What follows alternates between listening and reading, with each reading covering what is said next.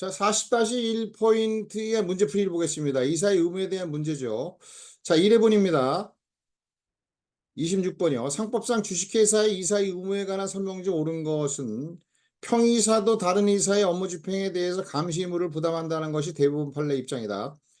우리가 이제 그 기본적인 의무의 경우에 있어서는 이사의 의무가 선량한 관리자의 주의 의무, 그 다음에 충실 의무, 그 다음에 이제 회사에 대한 비밀 유지 의무, 그 다음에 이제 우리가 그 감시 의무가 있었는데요. 이 감시 의무는 이제 우리가 조문에 나와 있지 않기 때문에 좀 설명하면서 좀 뺐는데, 이제 이 감시 의무에 관계되는 어떤 부분은 이제 우리가 책임에서도 설명을 하고 있는 내용이긴 해요. 그래서 이제 우리가 빼버리긴 했는데, 어떤 기본적인 의무다라고 하는 거죠. 그래서 이제 우리가 이사의 직무 집행을 감독하는 게 이사회이기 때문에 이사는 자기 위에 다른 이사에 대해서 이사회를 통해서 우리가 감시 의무가 있고, 또 이사회를 거치지 않더라도 원칙적으로 뭐 대표이사나 업무 집행 이사에 대해서도 당연히 이제 감시 의무가 있다라고 하는 것이죠. 이게 이제 대부분 판례 입장이고 다수의 입장입니다. 자, 그래서 일본은 판례 입장이다. 맞는 얘기네요. 감시 의무가 있다. 기본 의무에 하나 더 첨부해서 여러분들이 기억해두면 좋겠고요. 시험에서는 나올 확률이 높지 않는데 세 가지는 우리가 기억을 해둬야 되는 거죠. 성간 의무, 그 다음에 우리가 충실 의무, 그 다음에 비밀 유지 의무.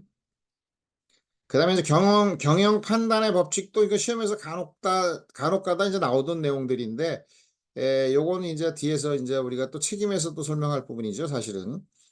그래서 경영 판단의 법칙이라고 하는 것은 우리가 이제 399조에 보면은 우리가 고의가실로 법령 정관에 위반된 위법 행위를 하거나 그다음에 임무를 게을리해서 손해가 발생할 손해가 생기는 경우에 이제 우리가 손해배상 책임을 지죠. 399조 1항에서. 그래서 이제 위법 행위와 그 충실 의무에 해당되는 경우에 그 부분에서는요. 이 경영 판단의 법칙이 적용이 안 되는 거고요. 그 다음에 임무혜택의 경우는 경영 판단의 법칙이 적용이 되기 때문에 임무혜택의 경우에 있어서는 경우에 따라서는 손해배상 책임을 지지 않을 수도 있다 이런 얘기죠. 그래서 경영 판단의 법칙이라고 하는 거는 제대로 된 객관적인 정보에 의해서 정보 자료에 의해서 임무를 결정을 하면서 판단을 한 경우에 조금 간단한 어떤 거죠. 다소 잘못된 어떤 결과가 나온다 하더라도 임무 혜택에 의한 손해배상 책임을 지지 않는다는 게 경영 판단의 법칙이고요. 이제 경영 판단의 법칙은 임무 혜택의 경우만 적용돼요. 그래서 법령 정관에 위반된 위법 행위에도 적용된다 틀리고 충실 의무에도 적용 안 된다. 이런 건 기억해두고 들어가야 되는 거죠. 이제 종래에는 그런 것들을 다 기억하고 들어갔었는데 당연히 기억했었는데 최근에는 뭐 좀 안 나오기도 하니까 그냥 조문 위주로 공부하면 되는데 이런 것도 있구나라고 하는 정도는 우리가 알고 있으면 좋겠다. 그래서 틀렸죠. 다수설과 판례 입장이 아니다. 그 다음에 이사는 주주총회 승인이 없으면 자기 또는 제3자의 계산으로 회사의 영업부에 속한 거래를 하거나 동종력을 목적으로 하는 우리가 그 다른 회사의 무한책임 사원이 되지 못한다라고 하는 어떤 부분이 되는 거죠. 그래서 요거는 이제 우리가 무한책임 사원이 되지 못한다 요 부분이요. 요거는 이제 뭐냐면은 세 가지가 다 이제 적용이 돼요. 경업금지 의무하고 경업금지 의무 그다음에 이사의 그 회사의 사업 기회 및 사업 기회 및 자산의 유용 금지 의무하고 자기거래 제한된 부분은 자본금 총액 10억 미만의 회사가 이사 또는 이사회를 구성하지 못하는 1인 또는 2인 이사를 둘 수가 있잖아요.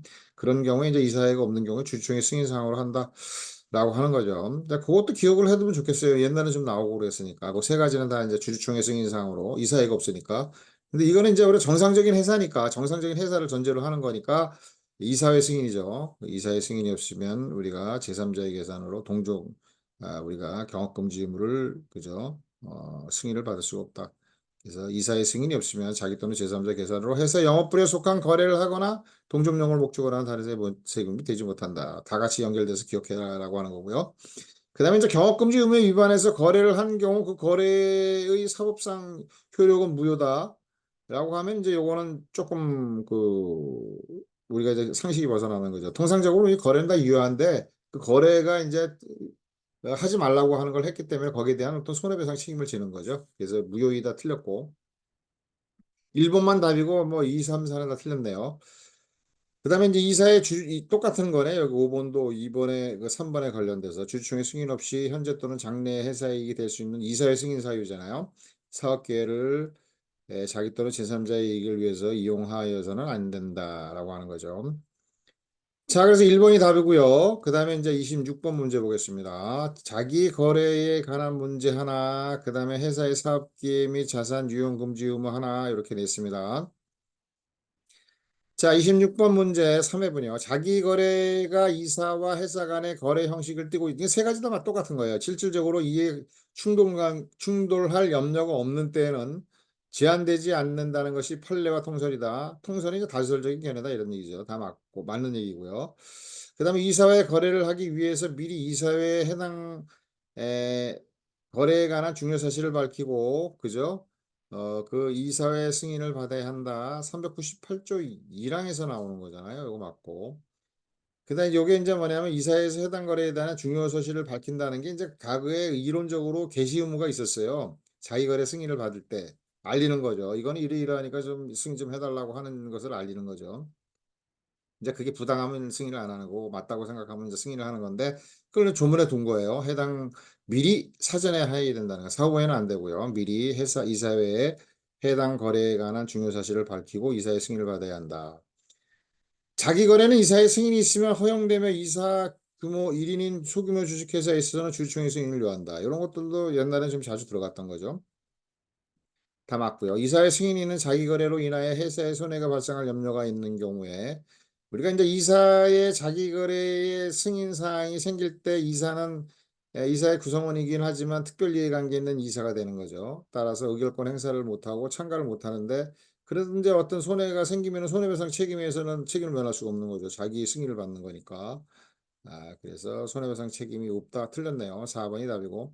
이사의 승인은 이사의 3분의 2 이상의 수로서 해야 하고 그 거래의 내용과 절차가 공정해야 된다. 3분의 2 이상의 수로서 해야 된다는 것은 회사의 그죠? 사업 기회 및 자산 유용 금지 의무가 있는 경우 두 가지 둘 다 3분의 2 이상 뭐 특별 결의 같은 어떤 내용이죠. 우리가 원래 그 이사회에서는 그죠? 이사 가반수의 출석과 출석에서 가반수를 결정을 하는 건데 3분의 2 이상의 두 개가 있단 말이죠. 그런데 이제 그 우리가 그 사업 기회 및 그 유용 금지, 자산의 유용 금지 의무에 있어서는 우리가 3분의 2 이상으로서만 해야 된다는 거고요. 그 거래 내용과 절차가 공정해야 한다. 이런 건 없습니다. 거기다 갖다 써 먹으면 이제 이거는 뭐 조문에 없는 거니까 틀린 거라고 봐야 되는 거죠. 틀린다고 채점을 할 거고 왜냐면 없으니까. 그다음에 미리 이사회에서 해당 거래에 관한 중요 사실을 밝힌다. 게시 의무가 있다라고 하는 것도 거기 또 없죠. 그래서 그것도 좀 잘 같이 기억을 해두면 좋겠다라고 하는 것이고요. 여기까지 이제 풀어보고요. 다시 이제 우리가 4회분이요. 여기 나옵니다. 이사의 회사의 사업 기회, 여기 사업이 빠졌어요. 여러분들이 고치도록 하고요. 사업 기회 및 자산 유용 금지에 관한 설명을 옳지 않은 것은 자, 이사가 현재 회사의 이익이 될 수 있는 회사의 사업 기회 중 회사가 수행할 사업과 밀접한 관계에 있는 사업 기회를 이사의 승인 없이 자기 이익을 위해서 이용할 수가 없다. 맞죠? 그래서 요거는 이제 우리가 그 397조 2에서 1항에 설명하고 있는 것이고요. 이사는 현재 또는 장래 회사 이익이 될 수 있는 회사의 사업 기회 중 직무를 수행하는 과정에서 알게 되거나 회사의 정보를 이용한 사업 기회를 이사의 승인 없이 제3자 이익을 위해서 이용할 수 없다. 그죠? 397조 2의 제1항 1호에서 설명하고 있는 것이고 그냥 같이 하나로 이제 1호를 다 집어넣어서 따로따로 되거나 알게 되거나 이렇게 있으니까 따로따로 해도 되는데 이렇게 따로따로 내기도 하고 둘을 같이 내는데 통상 이제 같이 붙여놓으니까 이제 조문을 같이 넣는 거죠. 자, 그래서 2번도 맞고요. 상법 397조에 규정하고는 이사의 승인은 이사의 3분의 2 이상의 수로 써야 된다. 이렇게 나와 있고 회사의 기회 및 자산 유용 금지 의무를 위반하여 회사의 손해를 발생시킨 이사 및 승인한 이사는 연대하여 손해를 배상할 책임이 있으며 이로 인하여 이사 또는 제3자가 얻은 이익은 이사의 회사의 손해로 추정한다. 본다. 이렇게 많이 이제 로 나오는데 본다가 아니고 추정한다라고 하는 거죠. 본다, 추정한다로 섞어서 이제 내는 거예요. 문제 맹글 때 뭐 그거밖에 고칠 게 별로 없잖아요. 4번이 틀렸습니다. 추정한다라고 하는 거죠. 2항에 설명하고 있는 거죠. 397조 2의 2항에 설명하고 있다. 집행임원의 경우도 이사의 회사의 기회 및 회사의 기여로 나왔네요. 이것도 회사의 사업 기회로 고치겠습니다. 사업 기회 및 자산 유용 금지 사업 기회 및 자산 유용 금지에 관한 상법 준용하고 있는 거죠.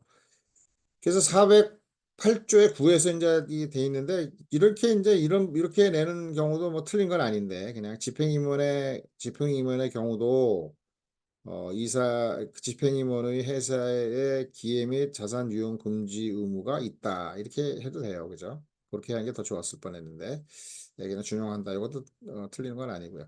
자, 여기까지 해서 인제 우리가 문제를 풀어 봤고요. 요게 문제 풀어 보고 난 다음에 인제 우리가 또 인제 책임에 대해서 한번 설명을 해 보고요. 먼저 책임까지 하면은 거의 우리가 인제 그 주식회사 기간에 있어서 중요한 부분들은 거의 다 인제 우리가 공부를 했다고 봐야 되는 거예요. 거기서 인제 거의 많은 부분이 지금 주주총회하고 같이 연결돼 가지고 우선 6-7 문제 정도 나오지 않겠나 생각이 드는 건데 또 뒤에서 또 설명해 보죠.